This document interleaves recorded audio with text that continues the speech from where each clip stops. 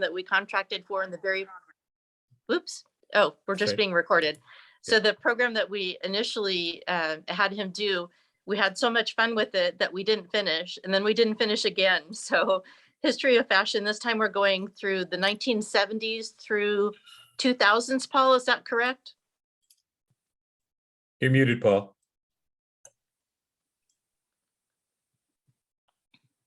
You have to unmute and then we can hear you.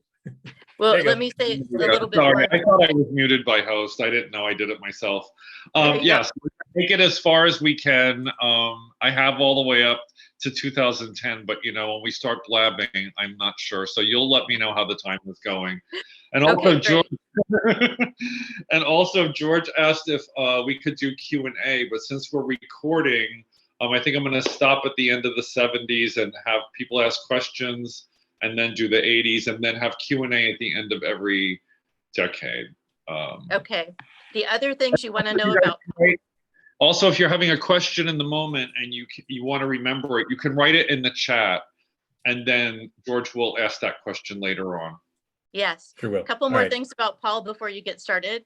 If you know the Get a Grip clips, the ones that are so nice for if you're using leather or suede or some just holding things together without pins, Paul invented those, and they are widely available. You probably have, I think you have the website too, getagripclip.com. I do have the website, but you can also get them at Joann's. I got a licensing deal with Dritz in 2014. I think they came out in 2010. So they've been in Joann's for about, I guess, 7 or 8 years. It'll be 8 years next month. Yeah. That's awesome. They're a great tool. I have some I bought early on. And Paul just finished doing a coloring book, an amazing coloring book, which he probably has that he can show us. And Paul, you can tell us how to purchase that as well.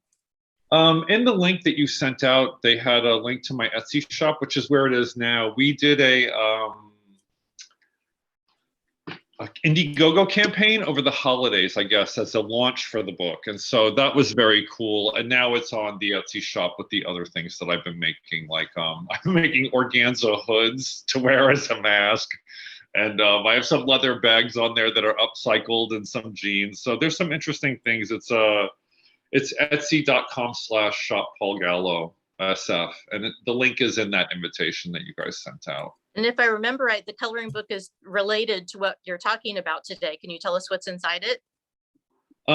It's not really related to the 70s. What it is it is a drawing journey. It's actually a coloring book. So it's a journey from childhood. Like when my aunt took me to work when I was 5 years old, and she was a fashion illustrator, and they made me sit at the desk and draw with the other artists, the fashion models and the thing. And so I think that's what brainwashed me and made me start drawing. And so they put some of my childhood drawings in here, and then it goes all the way up to the pandemic, like high school illustrations, and then there are some self-portraits in there. And the book is basically like a thought prompt. There's lines missing, there's things you can color in, but there's little affirmations along the way, so that as you're coloring, you sort of get something to think about. So there's about 250 of them out now. And so the reviews coming in, the people are like, it's very sweet, it's very healing. More San Francisco in the 90s, kind of like leather things I did. So it's a really long journey, just about how I've been drawing since I'm a little kid, and the various ways that I use that. Okay, thank you. Sorry, I didn't have that quite correct.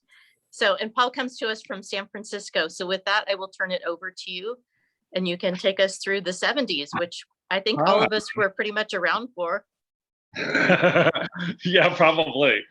And Probably. yeah, a lot of my fashion history came from studying it later, but I did go to FIT as a teenager, and they were the first people that were showing me clothing like wrapped in plastic and saying, this is precious. And of course, at home, you throw your clothes on the floor. So I don't know if I'd ever looked at clothing as precious before, or as fashion as so relevant, and so when I usually do this, I usually will open by reading some of the beginning of the decade.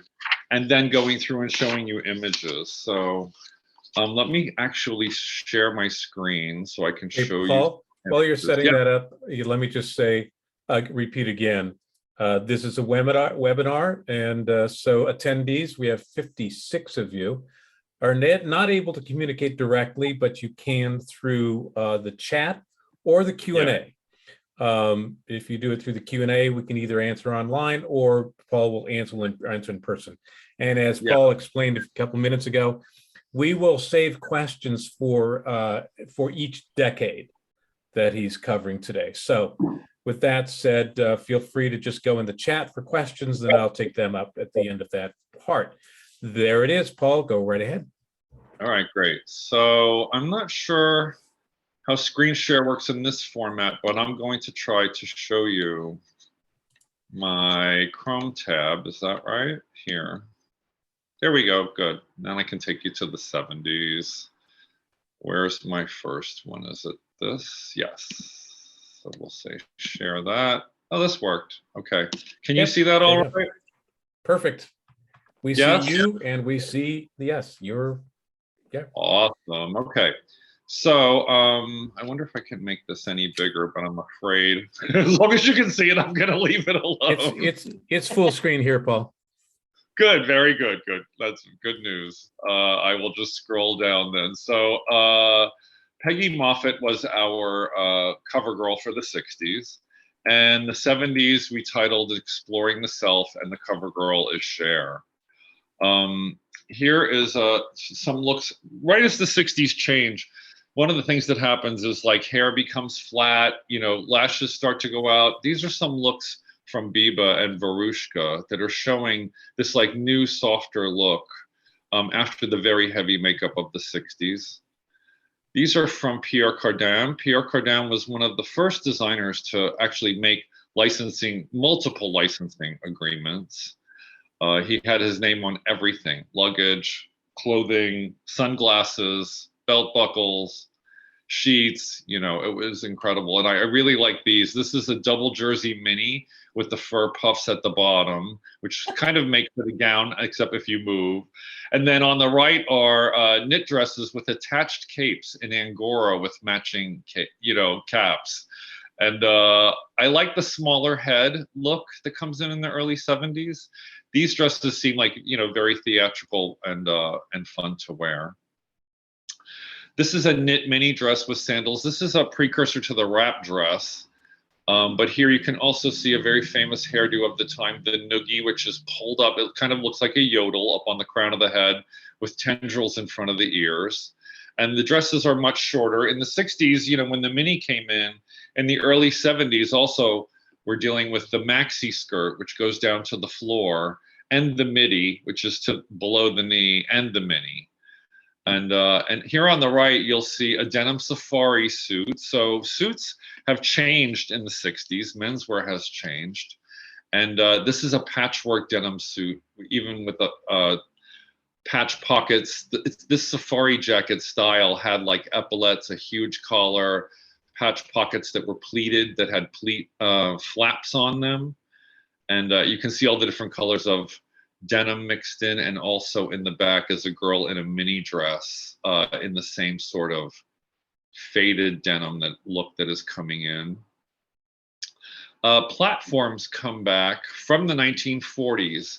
In the early 1970s is the first time that retro fashion becomes fashionable. A lot of people have been scrounging thrift stores throughout the 60s and wearing really expensive things over their jeans or barefoot. And so that has turned into like a vintage thing that is happening on street level. And then the designers pick up on that. And Yves Saint Laurent did a collection in 1971 based on the 40s using platform shoes. And here is an excellent example of leather platform shoes from Greca here on the left. And on the right, this is from Kansai Yamamoto. This is a knit bodysuit and a quilted hot pants suit. Hot pants come in, which are short shorts. You can also see the different versions of platforms on them and their boots. One of them is more like a wedge, and one of them does have a cutout, but it's different than the yellow, red, and white pair that have the higher heel and the platform is lower. So Stephen Burrows was a designer in New York who also loved knits. Stretch fabrics come in from DuPont in the late 60s. And Stephen Burrows loved knits and overlock machine and the serger edge he used on the raw edge of a lot of his, he would call it lettuce leafing, where he would pull the knit through the serger and it would ripple. But this is a really nice coat dress. This is the midi length from 1970. In the big early 70s was a bunch of action films, and Richard Roundtree was really popular as this detective Shaft in a black leather suit. And I thought that the look was fantastic, as well as the poster from the film. Here is a young man in a very common outfit from the early 70s. I believe I actually went to the 4th grade in this outfit exactly. Ribbed turtleneck with a leather belt with grommets in it and fringe over the pant, not tucked in. Pant tucked into a leather boot, and then a bag, a big leather bag with some fringe on it. Simultaneously, this is Bianca Jagger in a white suit. This suit becomes very popular during disco, but this is about 5 years before that. And we had seen Marlene Dietrich play with gender norms, like women had been wearing suits for a long time, but this is a very sophisticated version of a 3-piece double-breasted suit on Bianca Jagger.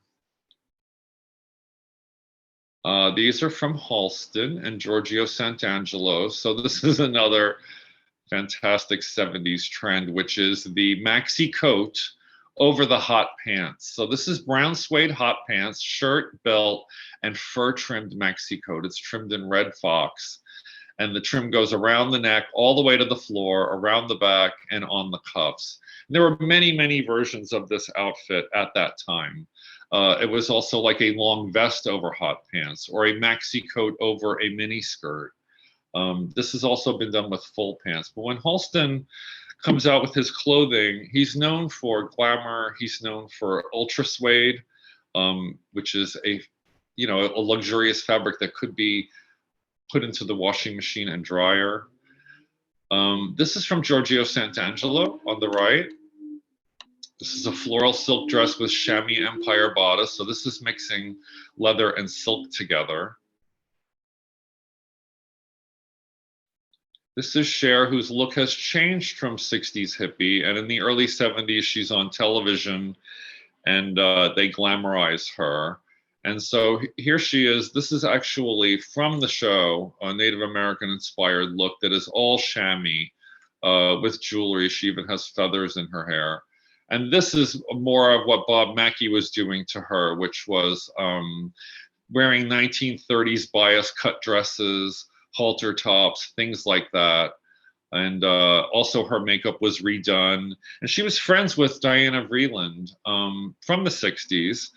Diana Vreeland had brought the Kennedys to the Waldorf Astoria and had Sonny and Cher perform in their suite in 1965. And so in the late 60s, Cher is in Vogue magazine, but by the early 70s, she's all over it. Diana Vreeland really liked her.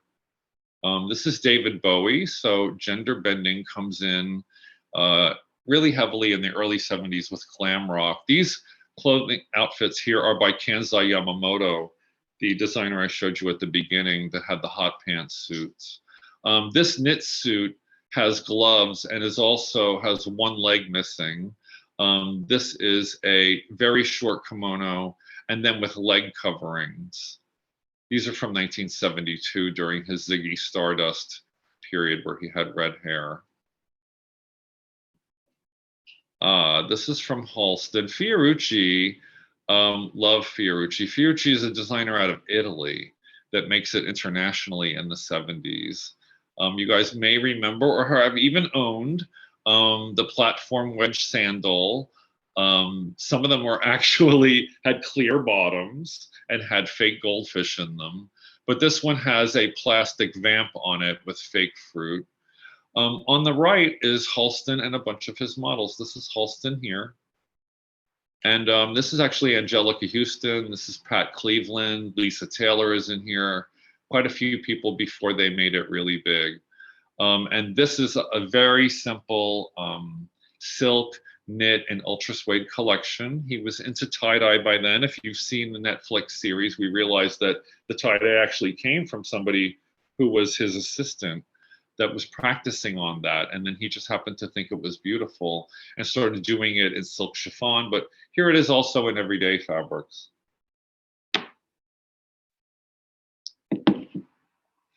This is also from Halston. This is actually a picture of Elsa Peretti, who was not only his jewelry designer, but designed the perfume bottle, and a great friend of his. This is a white jersey halter dress with a suede trench coat over it. On the right is the ultra suede tailored shirt dress, which became a huge success for him. As women entered the workplace in the 70s, the shirt dress, which had appeared in the late 60s, becomes a staple in wardrobe. And here it is with a convertible collar, a self belt, and button placket. Here is, so back to the, what do we want to call it? The upcycling movement was what it's called now. But back then it was just really fun to patch things. So you can see here this example of jeans that had been saved. It even has a shirt pocket here at the bottom and all these colorful patches on here. So here I'm also juxtaposing different ways that jeans can be worn here. This guy is on the beach, he's barefoot, he's got his patched jeans with a tank top and longer hair. But she's wearing her jeans in a very sophisticated way, tucked into like beautiful boots, wearing a silk blouse, wearing a gorgeous jacket, gloves, and a silk scarf. So denim, you know, which had always been called dungarees, you know, denim really moves into the fashion industry during the 70s. By the late 70s, there's actually designer denim. And I remember people buying jeans for $70, which at the time was completely outrageous because jeans were about $20. Here is a Bill Blass look. Bill Blass was popular in the 60s. This is a very, very typical working woman's outfit. I remember my mom going to work like this. It's a three-piece suit, but with a pleated skirt. She has the blown back hair that is, you know, this is 1972, but this hair gets a lot bigger when Farrah Fawcett sports it. And the T-strap wedge sandal here. Then this is Liz Claiborne, who was a very famous designer at the time. And I could not believe when I found this picture of her. And I thought, that represents Liz very well, because here she was transitioning from the 60s to the 70s. So she's in her turtleneck over her pant, and these are actually knickers. So there is a cuff here, and the pant is gathered into the cuff. And then this is what's called wet look vinyl, which was very popular in that moment. Here she's trying to keep some demons away or something. I'm not really sure what's going on with the gigantic cross around her neck. Chris Everett is a young tennis star in the 70s and wears a mini skirt while she's playing. And this causes a huge trend as well. Like, she is a fashion icon at that time. From the 50s, where the bodies were more unnatural shape, through the 60s, where they start to, like the 1930s, embrace the natural woman's body. So now, instead of undergarments shaping a woman's body, it was exercise. And so people start to work out in the 70s. And so that athletic body comes into vogue. This is Diane von Furstenberg. We probably all know who she is. This is a wash and wear wrap dress for the working woman. She was the Claire McCardell of her day, right? She was making things that she thought were practical and that people could really use in their everyday lives. And Diane von Furstenberg went back into business in the 90s when she finds out, you know, that her daughter's friends in college are collecting her wrap dresses from the 70s, and they're going for pretty high prices. And so she re-releases the dress 20 years later.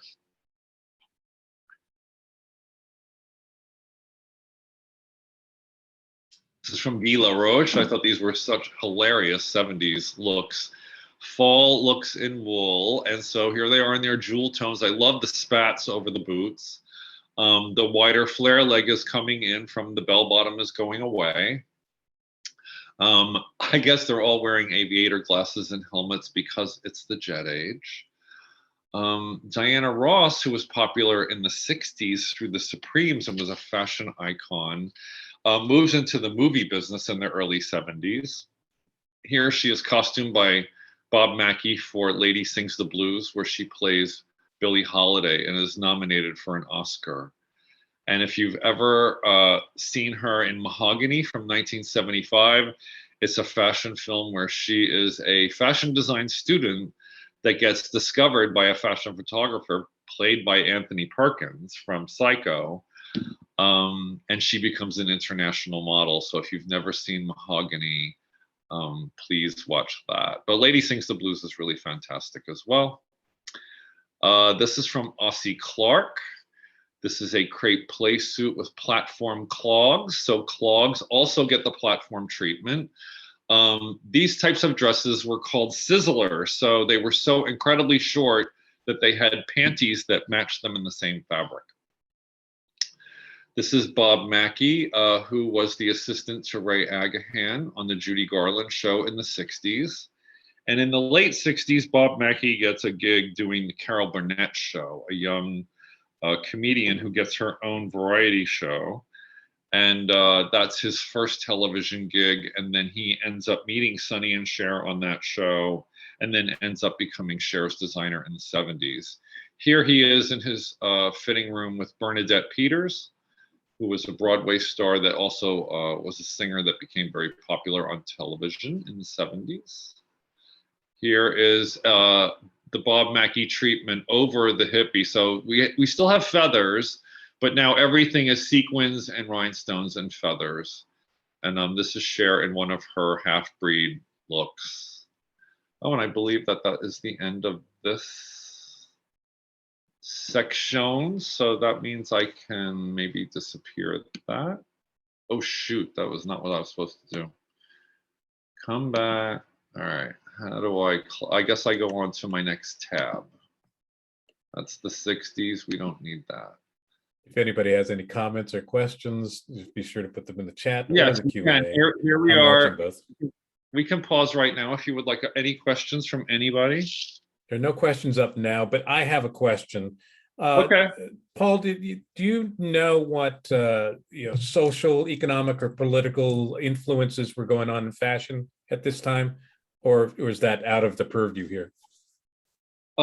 Social, well, of course, the Vietnam War exploded the country at the beginning of the 70s. So that is affecting fashion on a major level because, the street fashion has taken over now.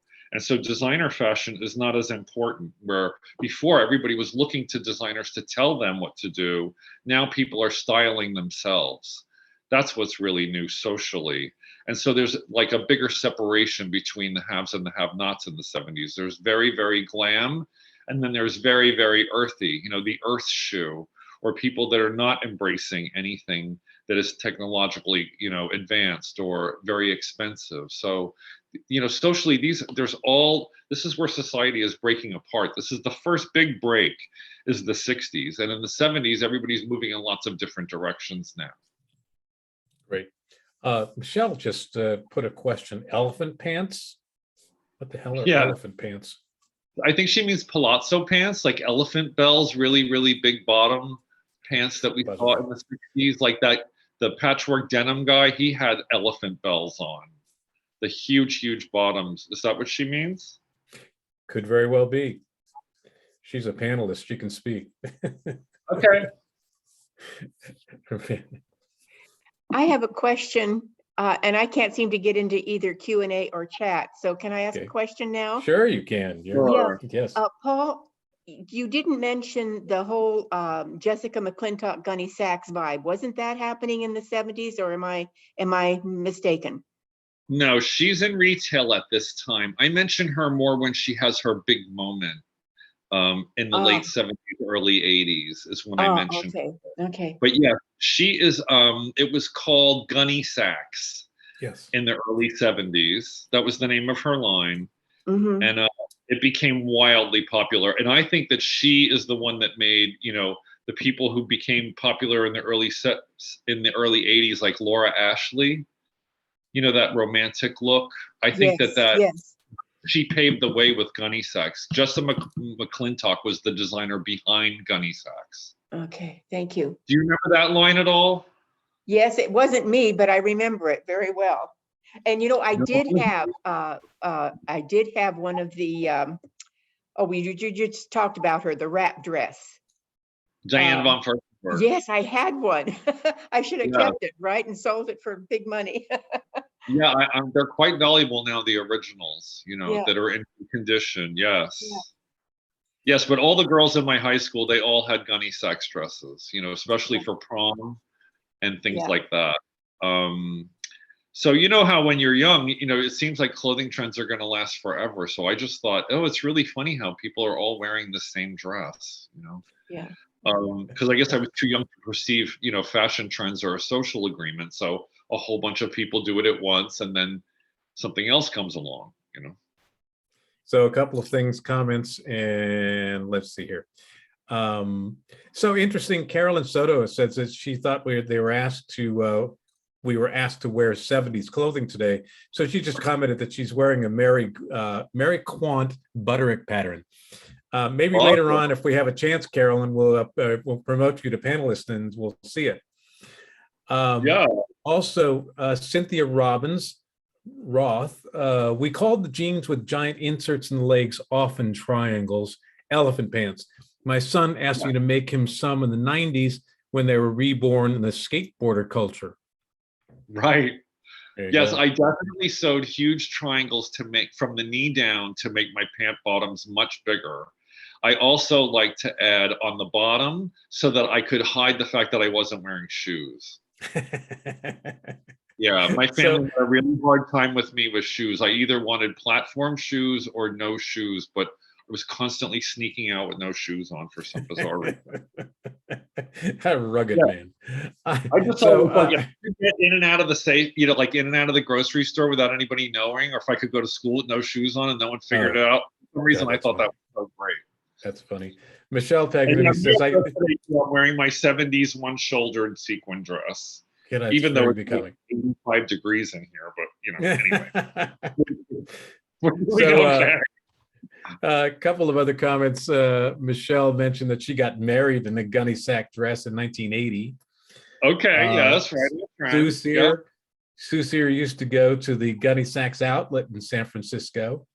Mm-hmm.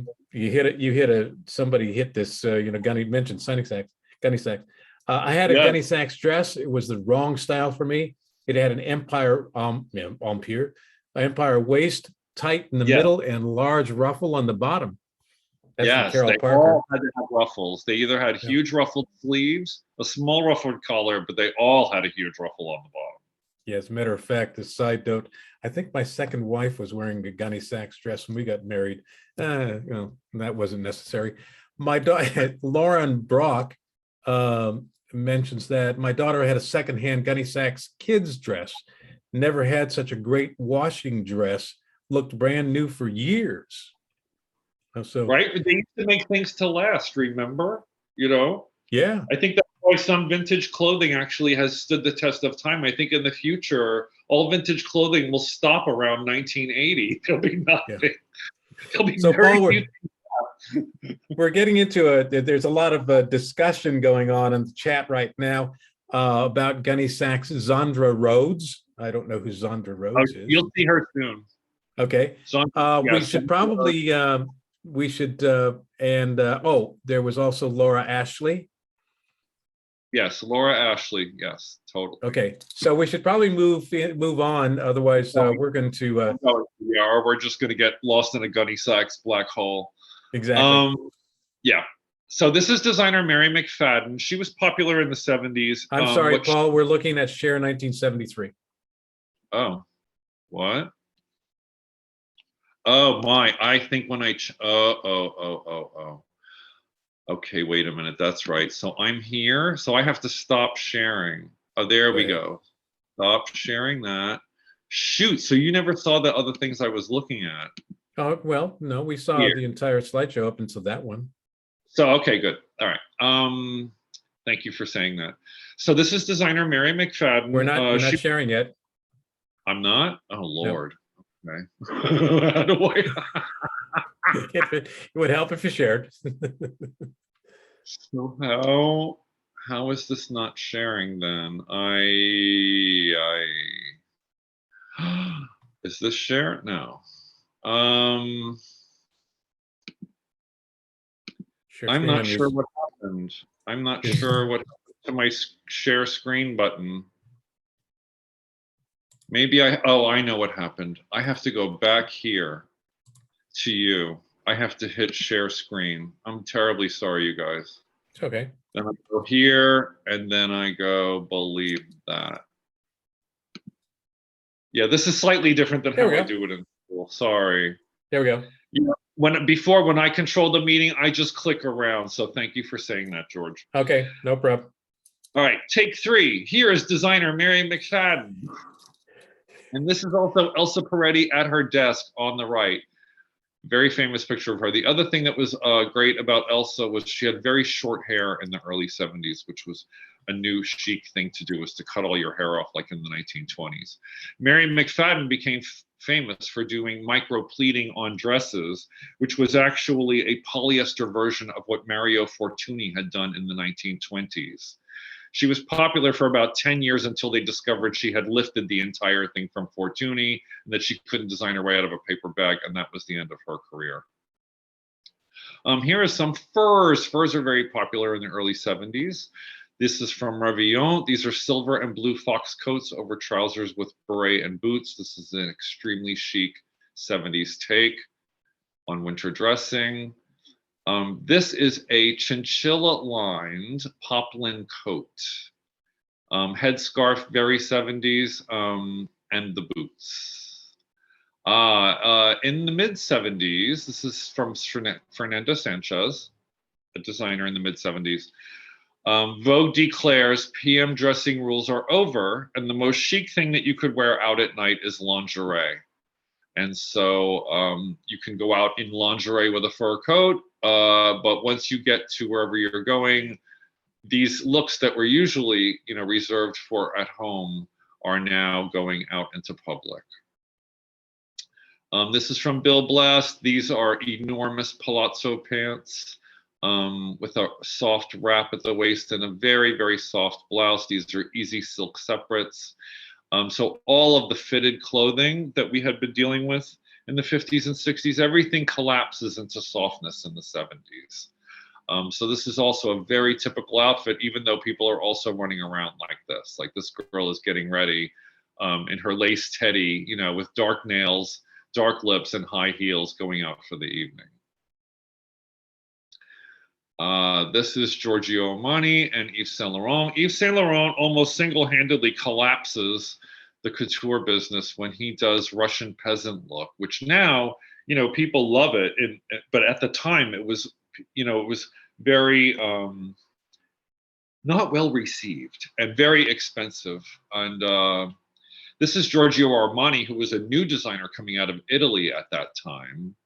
And he pretty much rivals Yves Saint Laurent for the next 20 years. This is from Nina Ricci. This is a very common 70s look, which is a knit top over a skirt with a skinny belt and a blazer. Blazers become very big in the late 70s.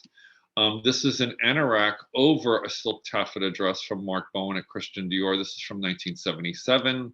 This is Patty Hansen, who was a very famous model at that time. Also, the big metal cuff she is wearing is a very fabulous thing of that time.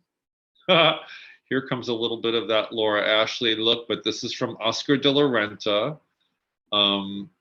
This is on a very famous model named Maud, who was actually very beautiful. And she became a James Bond girl, but here she is dressed like a little prairie girl in a cotton dress and headscarf from de la Renta in 77. This is also from 1977. This is an Yves Saint Laurent dress, which is a ruffled cocktail dress. The hair is pulled back. We have the skinny little disco purse with the strap and the flower in the hair, which we have seen quite a few times in this presentation alone. Then here comes disco. So here's the scene at Studio 54, going out in a leotard. The dance skin leotard, which was usually reserved for, the dance world, becomes a very popular fashion item in the 70s. And so here's a couple of models out dancing, and one of them is strapless, one of them has long sleeves and is leopard, but they're both wearing pantyhose and boots. And on the right is John Travolta in the three-piece white suit that we saw on Bianca Jagger in 72 from Yves Saint Laurent. And he is wearing it in a film called Saturday Night Fever, which actually brings disco to the masses, and makes it a worldwide trend, which of course it's so incredibly trendy that it collapses a few years later, but there they are. Also happening at this time, but over in London, is punk, right? This is Vivienne Westwood here with a couple of her models. She's wearing a bondage suit. She also put chains on her things, straps all over the place. At this time, she's also got a boutique, and she's selling T-shirts with chicken bones sewn on them, and she's very anti-establishment. She is with Malcolm McLaren at the time, who was a music producer who was putting the Sex Pistols out into the world. So their whole scene is about to blow up and go worldwide. Very much kind of how like the mod scene came out of the late 50s, early 60s out of London. In the late 70s, early 80s, punk and goth come out of London. This is a really great fashion film, The Eyes of Laura Mars, which comes out in 1979. If you would like a snapshot of what was really, really chic in 1979 in New York, watch the film The Eyes of Laura Mars. This ridiculous scene is having models fighting each other in front of a car accident at Columbus Circle in New York, and the cars are actually on fire, and they're in their lingerie and fur coats. That's Lisa Taylor in the foreground, who was a really famous model at the time. And Faye Dunaway plays the fashion photographer, but all of the photographs in the movie and all of the styling is by Helmut Newton. On the right is a still photo from Helmut Newton. He had very typical looks for his models. There was always something slightly aggressive in his photos, a little bit of S&M mixed in with fashion. And he was very, very, very popular in the 70s. And so they highlight all of his work in this movie.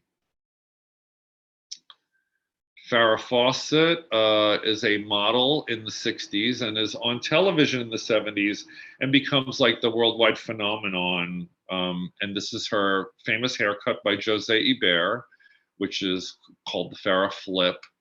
And at that time, posters, photographs of celebrities had come out during World War II. But in the 70s, having posters on your bedroom wall was very, very popular. And so this poster outsold everything else in the 70s. It was, I think, called, the biggest selling poster of the 70s.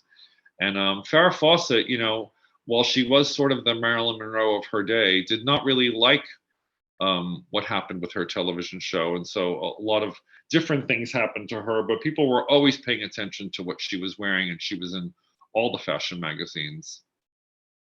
Another thing that happens at the end of the 70s is roller mania. So roller skating trends, roller skating parties come into vogue. And here is Olivia Newton-John, who had just been in Greece and had a great success in America as a vocalist as well, roller skating in LA. So I believe this is my 1980, yes. Okay, that means I have to stop that and go back to, well, we have to open this. All right, okay. And then I go back to you. Where are you? Here you are. And then I hit screen share again. And then I go here and pick up my 80. All right, good. Success. Great. Yes. Do we see Madonna? Yes, we do. Okay, before I start that, any questions on that last bit from anybody or commentary? Sandy, there is a comment that Olivia Newton-John famously skated in the movie Xanadu. Oh yes, she did. That movie is so horrible. If anybody has seen it, I highly recommend it. It's a really, really good fashion film. Well, I was only 6 years old at the time, so I couldn't possibly know anything about this. So, Right? I think if you're 6 years old, it's probably a wonderful film. You know? Yeah, yeah. Really, really fun. but no other comments or questions, so let's move on, Paul. Yeah, no, I always think that when I show stuff, it's always like a prompt, right? It'll make people think of things, or like when I do this for students, you know, they say, well, there's a bunch of things missing, Paul. And I'm like, that's right, go fill it. Now that I've made you start to think about it, Oh. go fill it in, you know? So in the 80s, we called excessive punk and power dressing, right? Power dressing comes in the 70s, but in the 80s, it takes on a whole new thing. Shoulder pads are coming in huge in the 80s, like in the 1940s.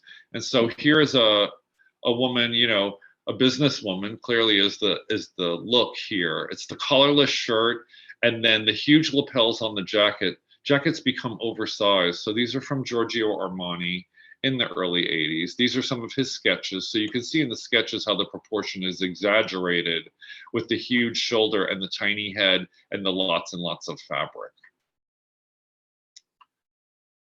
Miami Vice. This is deconstructed jackets, which meant no lining and lightweight. These were also from Armani. And this television show called Miami Vice started a huge trend for men of wearing no socks with their shoes and having a t-shirt with a sports jacket. Like here you can see his holster with his gun or suspenders. But this lightweight linen suit with the t-shirt, right? And the hair has all been chopped, right? Long hair in the 70s is out. So now the smaller head is back here. And here you can see this is like an androgynous look. These models have a ton of eye makeup on, but their hair is quite short. They've got the textured linen heavy suits, collarless shirts, and huge shoulder pads. Another designer that comes in the 80s is Jean-Paul Gaultier.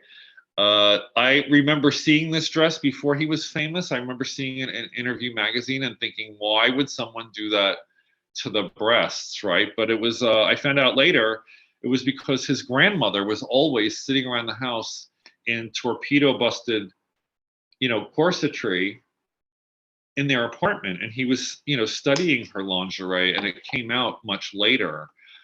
Here's one in velvet. And this look has been appropriated now by Gigi Good, who was a Drag Race alumni. So she actually made a hat that was like this and matching gloves and did this dress in turquoise. Because drag queens, you know, the drag culture is really in fashion now, but they love pulling fashion history references and bringing them back to life. Here is the dress in red silk satin, nylon, and lycra. In the 80s, neoprene comes in. And so everything, all the stretch things from the 70s now get a major upgrade. Oh, I popped in one of my leather things from New York. This is my little sister. And so I used to go to Fashion Week in the early 80s, right after I graduated, with a line called Skinwear. So this is a suede top with a leather pleated bib over it and a long leather pencil skirt.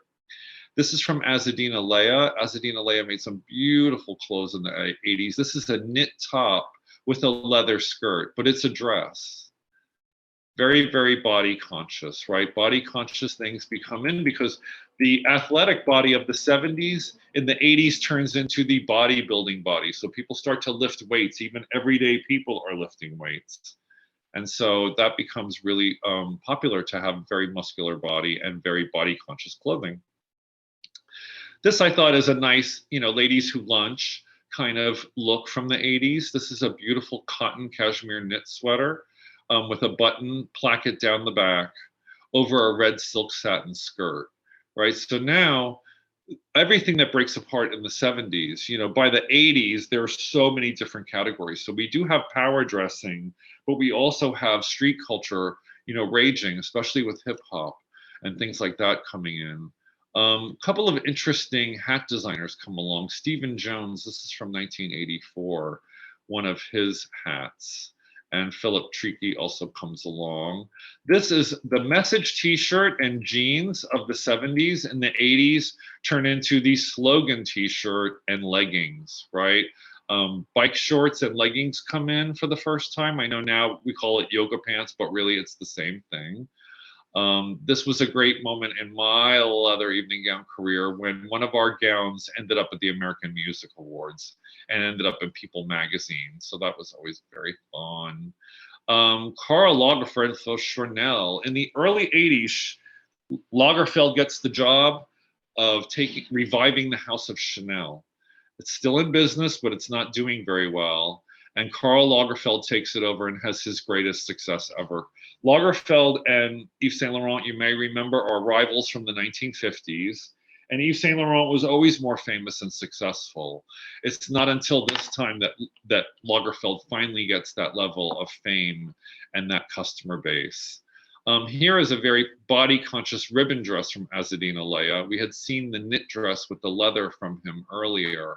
But these silk ribbon dresses become very popular. These are done as tops, skirts, and dresses. And they're popular with models, movie stars, everybody, right? Prince has a huge success in the early 80s. He's a musician and he has a movie called Purple Rain. And so his style comes, like the way he dresses, the colors he likes, the fabrics he likes, all of that starts fashion trends as well.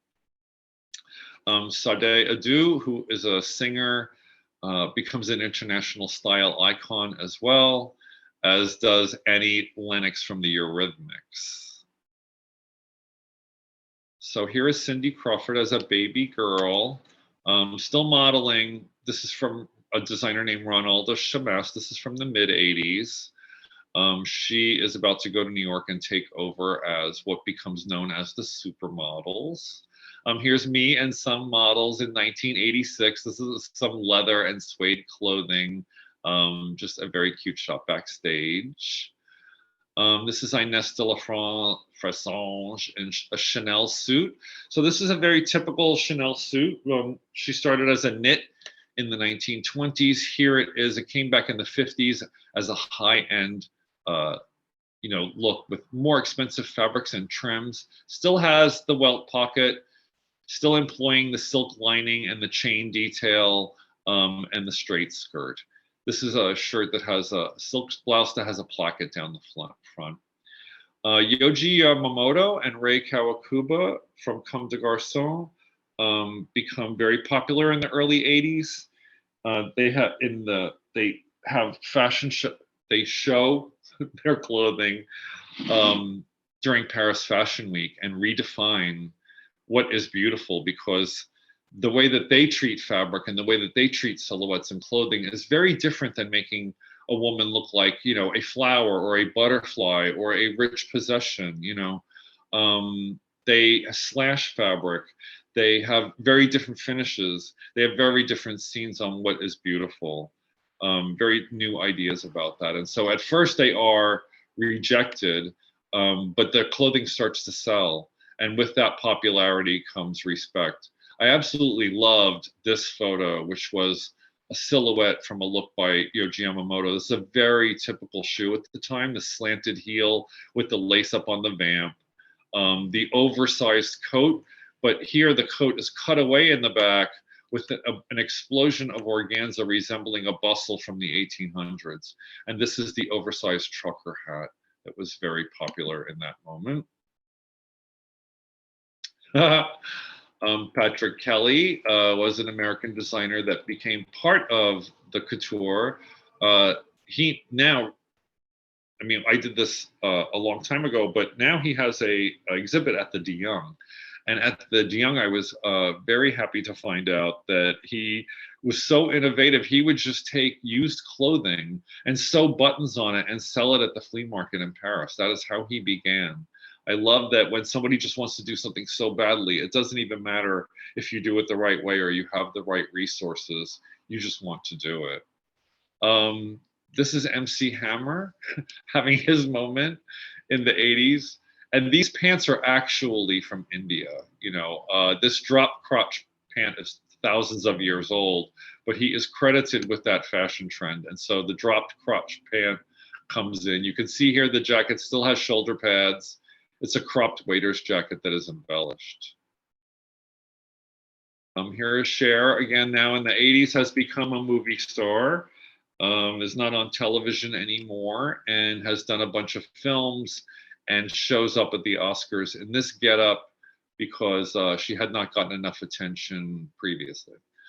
Boy George, here is a fashion icon from the 80s. Gender bending, has always been there since the 30s. But in the 80s, it takes on a different shape and a different look. And it's tinged with, punk and rebellion. I think this is a very unusual look, but still, nonetheless, rebellious. Claude Montana, gorgeous leather clothing out of the 80s. Here we can see the puffed up sprayed hair that comes in after the flat head, the huge shoulder pads, waist definition. Here is the cone heel. The pump, is really huge in the 80s. And so there's a lot of different versions of the pump, but the cone heel is one of them. Thierry Mugler, we know, who just recently passed away, genius of fashion. This is some plain white sportswear from him, but as we know, Mugler's silhouettes and cuts and ideas, are still being made today. And there's a huge revival of him, especially in drag culture, especially with the suits that he made. Somebody had asked about Jessica McClintock. This is her. I love this photo. This is her in 1986 in San Francisco with a couple of her models. She is wearing lace, right? And she had very, very beautiful fabrics in her line under her name, McClintock. Much more high-end than the Gunny Sacks line that she had. And when I first moved here, there was also a Jessica McClintock fabric outlet south of Market next to her workroom where you could go in and buy a lot of these fabrics. And I just really liked this shot a lot and have always wanted to reshoot, to redo that photograph on my work table. Here is Arthur McGee, who is a sportswear designer in the mid 80s. This is wax print. I love this fabric here. The coat and skirt with a bustier top. This bustier top in the 80s is a really big deal. This one has buttons down the front, but the oversized coat with the body conscious thing underneath is happening as well. Here is the end of a Mugler show. This is the white sportswear collection. I like all the defined parts in here of the pad, or the almost like the end of a corset here with the cups in here. This is the finale of a Mugler show. Okay, so I think we're at the end of this slide, which means I have to stop that. I believe go back to you guys. Is that right? And then share again. So I will share my Chrome tab, which is where are I guess, is it this? Hang on a second to find which one we're at. This is not it. All right, we have to stop this one. So not only was I having technical difficulties this morning, but some of our files got corrupted and I don't have them all. This is early. All right.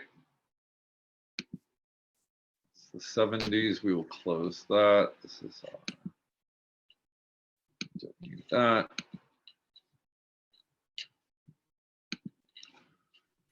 Okay, so 86.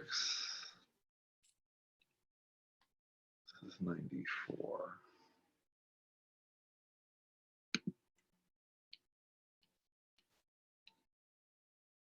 It's 98. That's me. There it is. This is as No, entertaining as the rest of it. It's just fine. Everybody's enjoying you, seeing Technical you suffer difficulty. through finding your slides. Right. Okay. So can't find the 80s when I'm going to go to 1990, which is okay because it's 10 after 12 anyway, and I got to speed this thing up. But any Exactly. I was going to remind you, you have 20 minutes. Any questions about the 80s before I do that? And let me grab more water. All right. And we could admire your mannequins.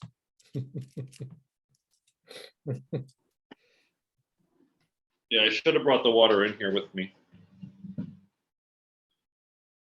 So, yeah, so we went to do the thing yesterday. I had the 60s and 70s open and didn't know that the 80s files had been corrupted from, I guess, I don't know what we did to them, but I'm going to move on with, do I share here? Share. Oh, it's Chrome tab. So I believe it's. Sure, should be on your Zoom screen. This. There it is. Yes. 1990, 2000. Our poster child is Kate Moss. This is actually from her very first photo shoot, which I thought, you looked at this and saw supermodel, huh? Okay. But the 80s supermodels, which are Cindy Crawford, Christy Turlington, Claudia Schiffer, for some reason, Heroin Chic comes in and Anorexic is in after all of the bodybuilding of the 80s. And Kate Moss is sort of the first girl that doesn't look like all the models that were popular in that moment. So in the 80s, the big hair and the excess and all of that gives way to more streamlining. But here, this is early 90s. This is a Chanel tweed suit with a corselet. The corset comes in, and this is from Versace. So you can see that these like very basic suits come back after the gigantic shoulder pads and all the excess and embellishment on everything. This is a very streamlined look. This is from John Galliano, who comes up in the 90s. This is a show that had a lot of bias cut stuff in it. This is a menswear, the white oversized menswear shirt with a cocoon coat draped over it. Couple of the moment, Kate Moss and Johnny Depp in 1995. So also in the beginning of the 90s is grunge, which really is a fashion that comes out of a music trend that came out of Seattle. And Yves Saint Laurent was fired from the House of Dior in the late 50s for being inspired by beatnik culture in San Francisco and doing an all black collection. And Marc Jacobs does for Perry Ellis. Perry Ellis was a famous designer in the 70s and 80s that passed away from AIDS. And then Marc Jacobs became the designer for that house. And so he did a grunge-based collection for Perry Ellis, and he got fired and went into his own line, and then eventually got picked up by the Louis Vuitton group. So it's very funny how when they were echoing what was really happening, they both got fired for doing collections that way and then went on to their greatest success. This is Tyson Beckford, who was a male supermodel, bodybuilder as well. This is for Ralph Lauren.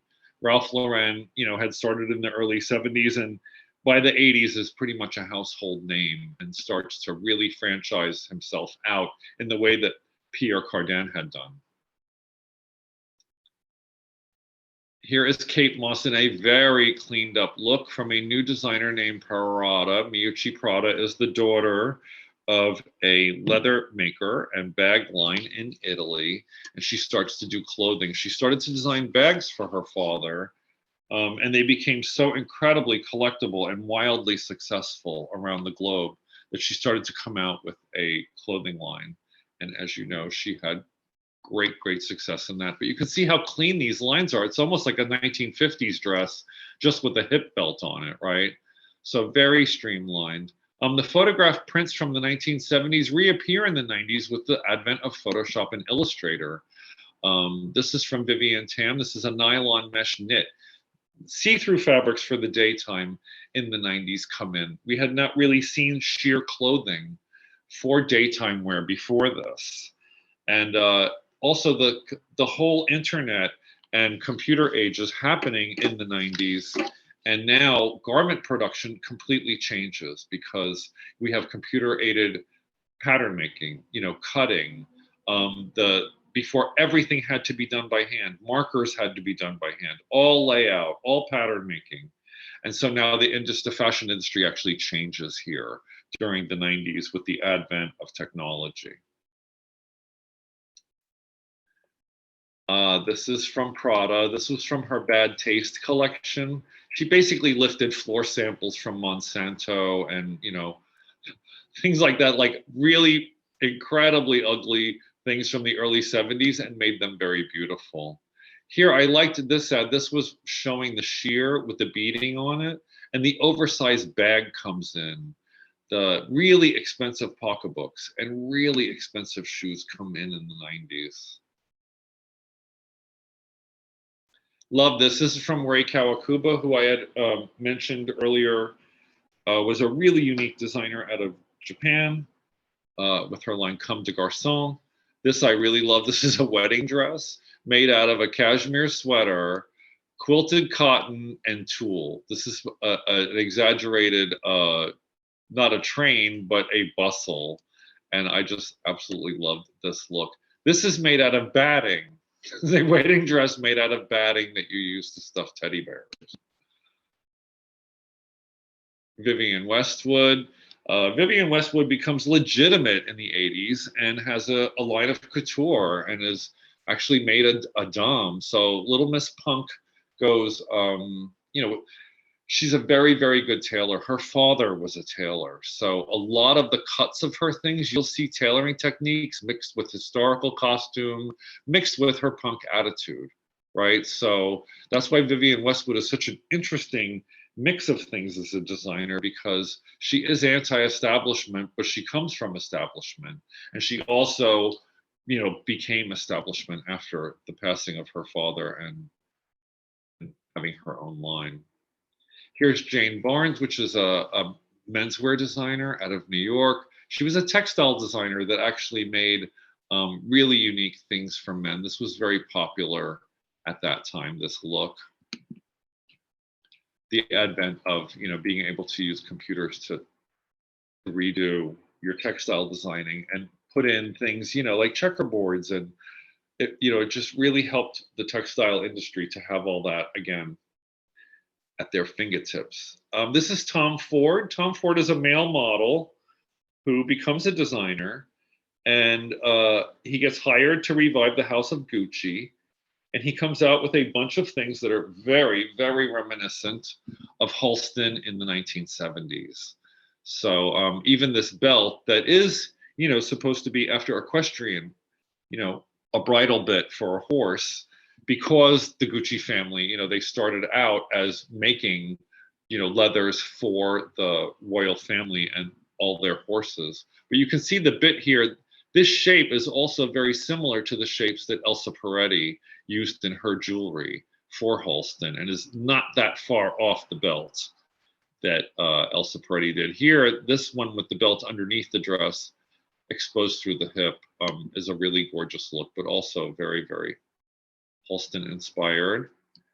This is Dior from '96. As you can see here, the beading is treated almost in a Victorian way, right? Like a high collared blouse, a corset, a hip pad, a train, right? But no sleeves and no bib under here, right? So this is a very modern take on a very old silhouette.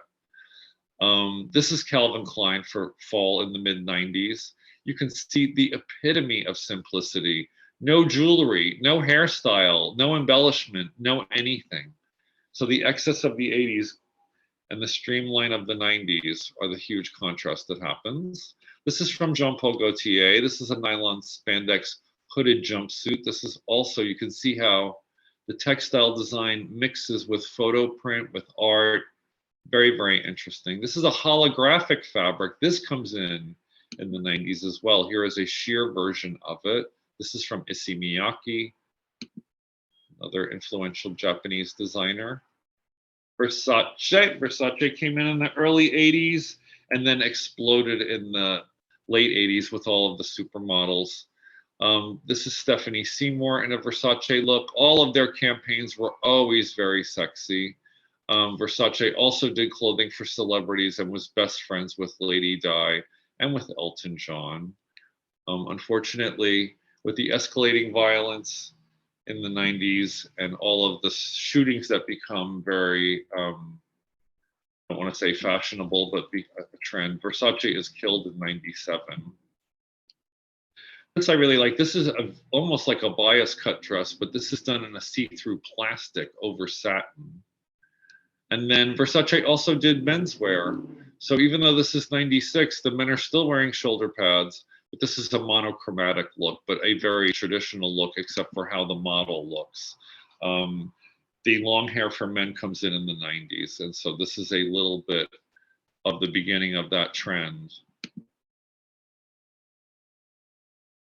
More Versace. Versace has, traditionally always shot in Italy, but had moved to Miami, and so was inspired. These are starfish prints on the menswear, as well as the bathing suit line. And he redid a mansion. He took a hotel and turned it into a mansion in Miami. These are from Yohji Yamamoto, which this was a very interesting experiment, making a dress out of wood, pieces that were flexible. Love this exaggerated silhouette on this dress as well. Very simple and very sculptural. Yohji Yamamoto's clothes are really sculptural. John Galliano for Dior. This is a very interesting take on the Dior suit from the 40s.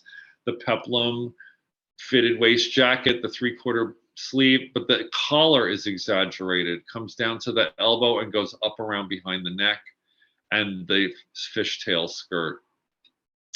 This is also a beaded dress that he had done for Dior that was done after with a collection that was inspired by the Marchesa. This is from Eric Berger, this very simple sleeveless top. Love the hair extensions that come in, the long ponytails. This is from Fashion Illustrator Kenneth Paul Block. My goodness, I only have 5 minutes. I should just scurry. Alexander McQueen comes in. Out of England, very interesting designer. This is from Anne de Meulemeister. This is out of the Belgian Six. Designers that come in with minimalism in a really, really unique way. So McQueen was not into minimalism. McQueen was into storytelling and having really severe inspirations. This is a 1920s redo from Galliano in 97 and a beaded tribal inspired outfit. Jean-Paul Gaultier, the embroidered corset, Thierry Mugler's embroidered corset, and veil, beaded veil. This is from Giorgio Armani. This is a short shawl collared silk suit. All these are Armani right here. This is a gorgeous velvet trench coat and a chiffon and crystal evening cape. Armani is now very high end in the 90s. Let me stop this one. Let's see if I can get back to where am I here. And grab one more. Does anybody want to say anything or ask anything? We don't have. I think people are just transfixed. Yes, Okay, good. transfixed. Is this it? No. This one we just saw, that's not it. Where's my other one? One of the attendees has their hand up, and there's nothing I Okay. can do about a hand up. If the attendee wants to post their question in the chat or comment in the chat, that's the most useful. Okay. Greta Zotho, I just made you able to talk if you There you go. unmute. Greta. So it's this one. It's not that one. I'm going to close. Greta staying muted. Okay. All right, let's try that one more time.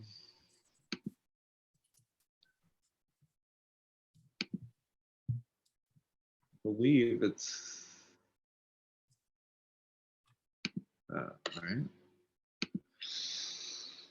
Yeah, 1990 to 2010. This is the continuation. So we're getting to the turn of the century.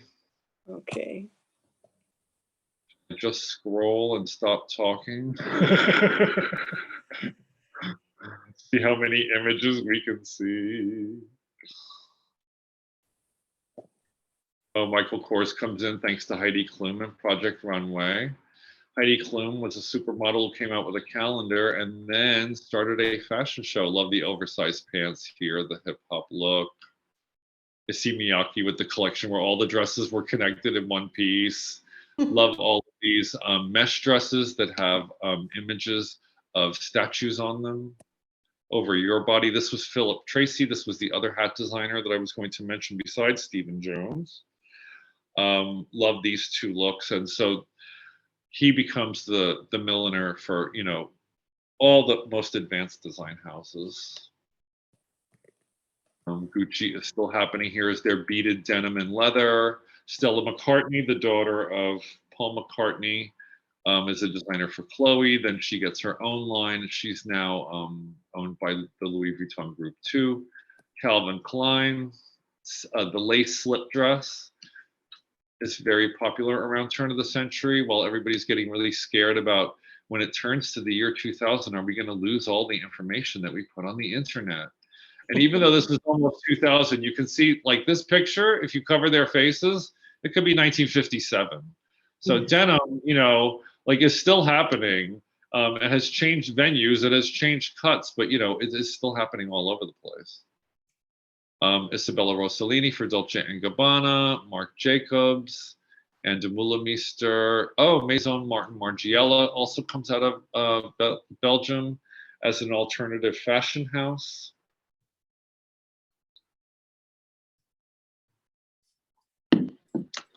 Donna Karan, who had come out in the 80s with 7 Easy Pieces, is now moving into more evening wear. The Gap and Nike and other brands are now entering the fashion game, where before it used to be more design based, now companies are doing that and just mimicking trends. Jill Sander was a minimalist designer. This is a turn of the century. You can tell it's a redo of a Marilyn Monroe image. The hair is almost the same as is the styling of the halter dress with the pleated bottom. This is the Louis Vuitton bag from 1999 that was so incredibly expensive, no one could believe it. So the high-end purse and shoes are coming in now. Missoni, the family that came in from Italy in the 1960s, still selling that zigzag print in 1999. And that open crochet work. Love that photo. Alberta Ferretti, this gorgeous velvet slip dress. Spa treatments, luxury spa treatments come in with the high-end handbags. Like my mother had always gone to have those kind of things. Not often, but maybe for a birthday or a holiday or Mother's Day, right? So I knew that those kind of things existed, but they didn't become a social trend like they did in the 90s. BB, which was a line out of San Francisco, came into the market. This is a very young Adriana Lima as their model. Erykah Badu, she was a singer who was really incredible mix of fashion, history with current fashion, and then also extremely opinionated, strong woman. So I think she was a really fantastic fashion icon. And the return at the turn of the century of Cher. Sonny Bono was killed in a ski accident right at the end of the 90s. And she happens to be doing something with a voice recorder, which now is, you know, industry wide, but nobody had heard about that at the time, and has a huge #1 hit, Believe, even though she's nearly, she at that time in 99, she's already in her mid 50s. So Cher is definitely a fashion icon of all times, and always changing her look. Here we are with the 2000 Michael Kors for Celine. Michael Kors is starting to come out of the shadow of being a designer that worked for a lot of different companies, but didn't really have a big name until Heidi Klum put him on Project Runway. It's Paul, I great. think we're actually at, this is Michelle, we're actually at 12:30. And I'm Okay. wondering if we should have you back for a fourth part to do all of the 2000s and some forecasting into the future. Oh, sure. Yeah, I mean, in the future, I think that because of the students I'm dealing with now, all anyone can talk about is sustainability.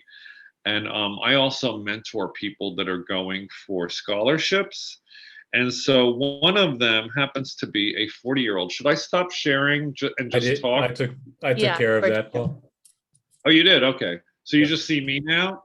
Just Yeah. you. Yes, but Like it's- Paul, we have a request, Paul. This is Claire Okay. DeLucchi. We need you to stand up and twirl and talk about what you have on. And also, I brought some things to show you. So before I hang up, I have some Yes. actual pieces I want to show you. Oh, good. Okay. So, tell me when you can see I'm not wearing shoes because I didn't want to make sound on the wood floor. Can you see my whole self yet? Yeah. Yeah. Two- Okay. Close enough.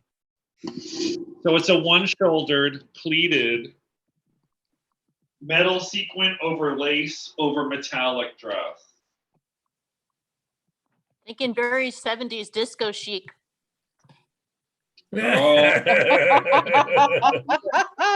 I also bought this, which is so incredibly stunning, but because the sun was in here at the moment, I couldn't put it on because I was melting. And plus, when our file started to corrupt, I thought I was going to crap on the floor. So, yeah, the poncho are so stunning. It's square sequins. Can you see that? Yeah. Oh, And this, it's unbelievable. I was at, somebody's place, and they had incredible vintage in there. And when I saw this, I thought I was going to pass out. And the gown actually fits me, which is unbelievable because, I'm not that skinny. And they don't, usually vintage things are not my size. But I think this just gave me a lot of like Judy Garland at the holidays moment, That is Oh. beautiful. that is Isn't it gorgeous. incredible? And then Wow. there's an entire gown of it. Oh Oh. my, Gorgeous. does the gown fit? The gown fits. I mean, it fits enough that I was out in it, and then of course my, in true Marilyn Monroe fashion, my strap snapped, Oh, which was really good because I was braless and then my boobs could hang out. It's from Alfred Bosand, and there's also a Saks Fifth Avenue label in it. beautiful. I Oh, love that. God, that's gorgeous. Oh my God, I have to take my rings off or I'm going to rip this So thing. Paul, what Oh, you're are gonna on the get hurt. mannequins? What are on the dress forms in back of you? So those are dresses from a 1920s party that I did for someone's birthday. And they also have on the hooded thing. This is what I wear in public because I want to eat in public and I don't want to take my mask off. So I've been wearing these because then I can see you and I can talk to you. We And I can can't see the top. There you go. And I can eat, but I don't have to be completely exposed. And so it was before there were vaccinations or anything like that. And it was like Gay Pride of 2020. And so that's what that is. I also made one in silver lace. So this is the one that could like reduce the EMFs, right? Because you would put silver on, but somebody gave me this beautiful silver lace. So I Oh have my. Wow. Very Monty Python. I Yeah. have my full silverness. Definitely You- Monty Paul, Python. you didn't hear it, but somebody said it's very Monty Python. Yeah, I think I have a little Monty Python damage. Not as much as I have share damage, but you know. Oy, oy, oy. This I really like. This is from Yves Saint Laurent. This was another incredible find. This is a blood, what is it called? Ox blood leather. Yeah. And this is a double-breasted leather Oh. coat that Oh, gathered sleeve. This is from about Beautiful. 1978. Yeah. Yeah, a friend of mine gave me this for my birthday, and I was begging for this coat, and they were like, Gallo, you are not getting that coat. And I'm like, I want the Yves Saint Laurent trench coat. And they're like, no. Move back a little bit, Paul. They were staying with me, and when I came home from whatever I was doing, they had hung this on my bedroom door. Oh. And Wow. Wow. it said, happy birthday, bitch. And I was like, oh my God, thank you. Wow. It fits me perfectly. Yeah. That- Unbelievable.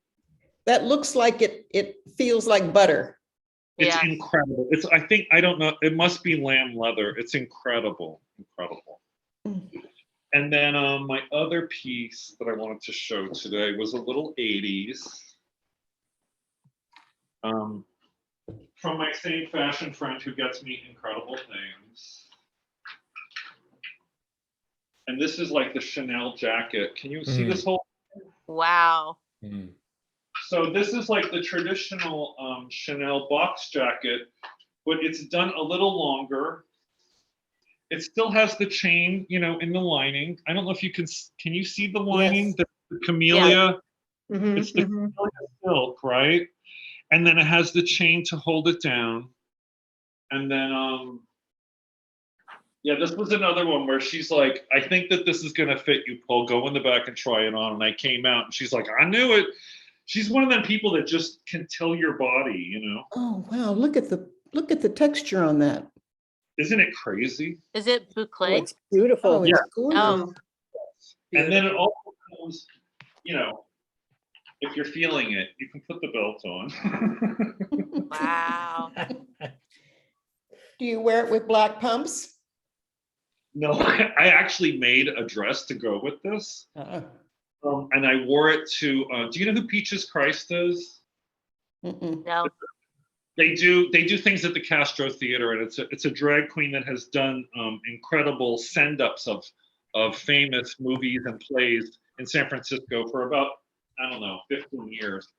And so they were doing Steel Magnolias. And so I made a dress to go with the Chanel jacket, and then I wore it to the show. And it was so funny because I've done costumes for them before, and the costumes name is Christy, you know. And so I go up to her and she's like, oh my God, Paul. She's like, what the hell are you wearing? And she goes to hug me and I said, I'm wearing Chanel, don't touch me. And we laughed so hard. I was like, I want you to hug me, but do not touch this coat. We're in a theater and you probably ate popcorn. Get away from me, you know. That's right. Not to mention makeup. Yeah, Oh, I this was- has been absolutely fantastic. We love having you. And 2023, we'll get the 1980s, the 2000s, and any fashion forecasting you want to do. Okay. Yeah. Oh, I was going to say about the girl that I'm mentoring right now. Her whole perspective, and I've never heard anyone say this before.